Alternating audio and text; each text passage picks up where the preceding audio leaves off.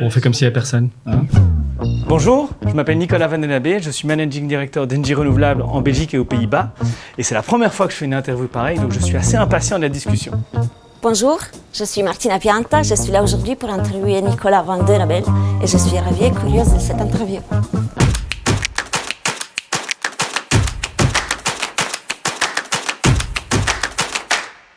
Bonjour Nicolas. Ciao Martina. Merci beaucoup d'accepter l'interview. Avec plaisir. On a plein de lumière partout, mais on va essayer de se concentrer sur le petit bol de questions. Si Très bien, après toi. Alors, ça fait bientôt un an chez Engie en Belgique. Après beaucoup d'années que tu as passé à l'étranger. Ouais. Et comment tu te sens? Je me sens très bien, mais d'abord, il faut savoir que j'ai passé beaucoup d'années chez Engie en Belgique avant de partir à l'étranger. Donc, c'est un peu un retour à la maison. Et je me sens très, très bien parce que on s'amuse beaucoup et parce qu'on est entouré d'équipes avec un niveau de compétence assez incroyable. Alors, petite question verte. OK. Nicolas, une carrière dans les énergies renouvelables. Et tu as déjà exploré d'autres domaines, peut-être en dehors d'Engie? Alors, j'ai commencé dans une banque à faire de la crypto. Et je me suis très fort ennuyé. Et je pensais que c'était pas un secteur d'avenir, donc peut-être que j'avais pas vraiment le nez creux. Et j'ai absolument voulu travailler dans l'énergie parce que je pensais que c'est là qu'il y avait les plus gros défis.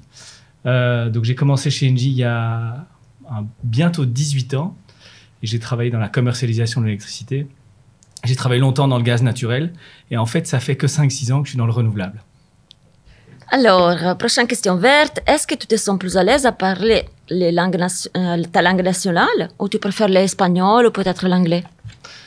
Ok, ça c'est compliqué comme question. Moi j'aime beaucoup les langues. Hein. Le français c'est ma langue maternelle, c'est une belle langue.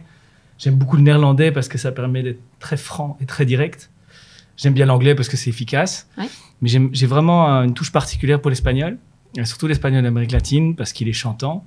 Et parce que dans des conversations très formelles, on peut jurer autant qu'on veut, il n'y a aucun souci. Tu peux nous dire quelque chose en espagnol? Non, ça va être trop moche. Alors, dernière question verte. Alors, tes passions d'hier, d'aujourd'hui, qu'est-ce que tu aimais bien quand tu étais petit et qu'est-ce qui te faisait vraiment vibrer? Ok, alors quand j'étais petit, ce que j'adorais, c'était skier. Et c'est resté de manière générale. J'adore la montagne, j'adore skier, j'adore faire la randonnée à ski. J'ai fait un peu de parapente, tous ces trucs-là, moi, j'aime bien être en hauteur. Alors, je vais passer maintenant des questions un peu plus compliquées. Ok. Business. Est-ce que tu peux décrire le plus gros challenge de la RGBU renouvelable? En Belgique? Oui. Et peut-être qu'est-ce que tu as mis en place quand tu es arrivé? D'accord. Qu'est-ce que tu vois comme risque? Alors, quand je suis arrivé, la première chose qu'on a fait avec les équipes, c'est qu'on a un peu remodelé l'organisation pour rendre une structure plus plate.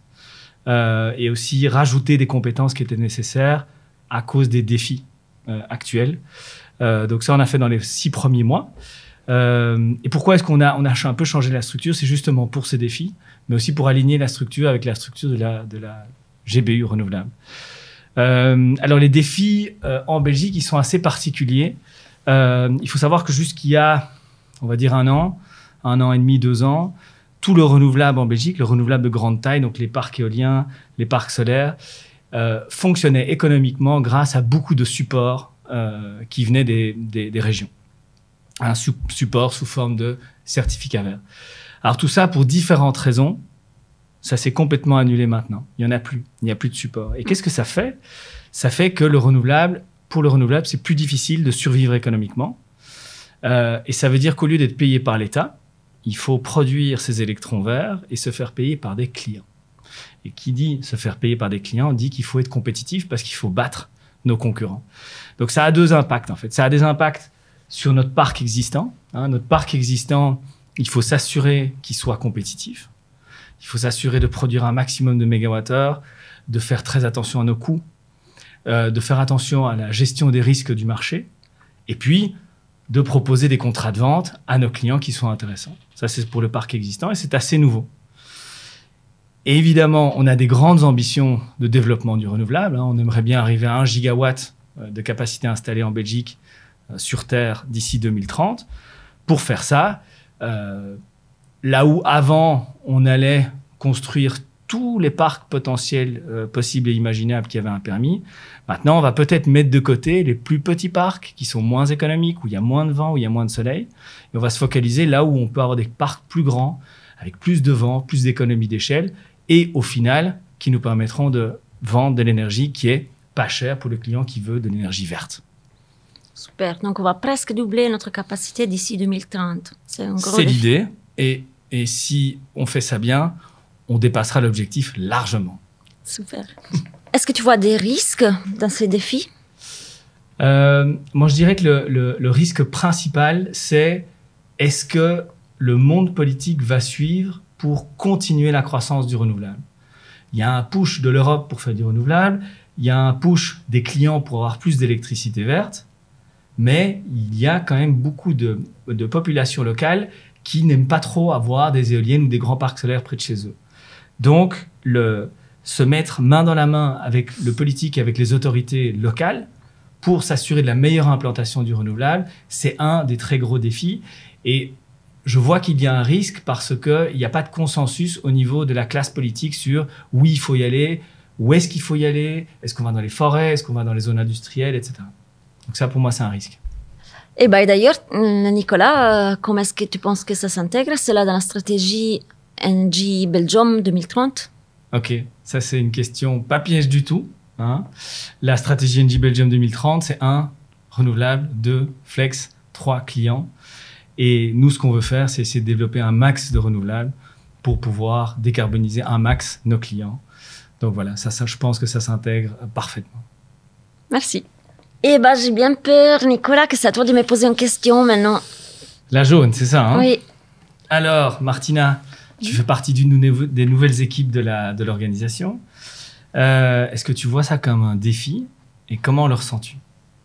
Alors déjà, je suis vraiment ravie d'avoir intégré les équipes Belgique parce que j'adore la Belgique déjà et puis je me sens très bien. J'étais hyper bien accueillie. Nous avons fonction commercial performance qui est, comme tu le disais, de s'assurer que nos assets ils soient rentables dans le futur. On a à la fois la rentabilité des anciennes wind farms et aussi des prochaines installations à suivre. Et donc, il y a beaucoup de challenges, mais c'est vraiment très chouette parce qu'on travaille ensemble avec les autres équipes et tout le monde est vraiment hyper compétent et très chouette et prêt à collaborer. Et c'est vraiment un vrai plaisir chaque jour de venir au bureau. Donc, cool. J'adore. Et c'est fun? C'est hyper fun et j'apprends beaucoup tous les jours. Et voilà, donc on a une toute petite dernière question pour toi et cette fois-ci, c'est une question pas facile parce que qu'est-ce qui te met, Nicolas, dans tous tes états? Ouf, qu'est-ce qui me met dans tous mes états? On va peut-être plutôt parler de qu'est-ce qui me frustre. Ce qui m'apporte beaucoup de frustration, c'est que lorsque j'arrive pas à gérer mon énergie et mon temps, lorsqu'il y a trop de sollicitations, il y a trop de choses à penser et que j'arrive pas à focaliser. Ça me rend nerveux. Ouais. Ça ne se voit pas. Vraiment pas. Mais et c'est parce que tu as trop de pression, parce que tu as des objectifs et tu as peur de ne pas y arriver? Pourquoi? Non, je pense pas. Je pense que ça peut être le lot de beaucoup de gens qui travaillent et qui ont des enfants en bas âge. Et voilà, alors il faut apprendre à focaliser. J'y travaille tous les jours. C'est important d'aller au ski toujours, quelquefois.